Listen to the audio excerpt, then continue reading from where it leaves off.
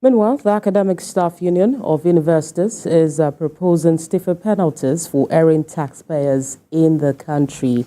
This comes on a day the House Committee Tertiary Education Trust Fund summoned some commercial banks over alleged under-remittance of education tax to the fund. National Assembly correspondent Joke Adisa reports.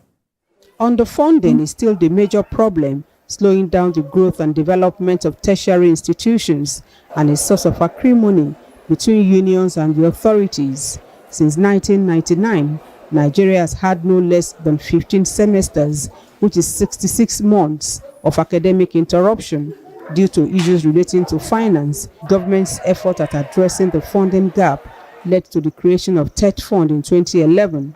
Registered companies in Nigeria are to pay 2% education tax from their assessable profit. I want to appreciate. In the last 13 years, the fund has not been able to perform optimally due to an alleged failure of commercial banks to play their role as outlined.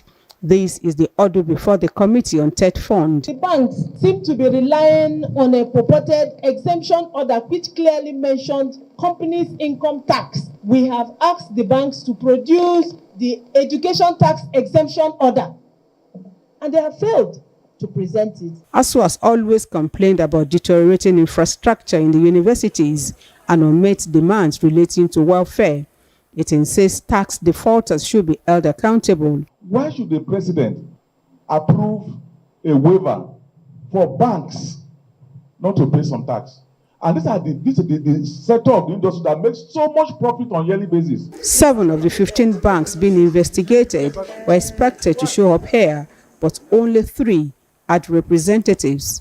A representative of First Bank, Bashir Yusuf, told the lawmakers that between 2011 and 2022, the bank posted a profit before tax of 795.123 billion naira.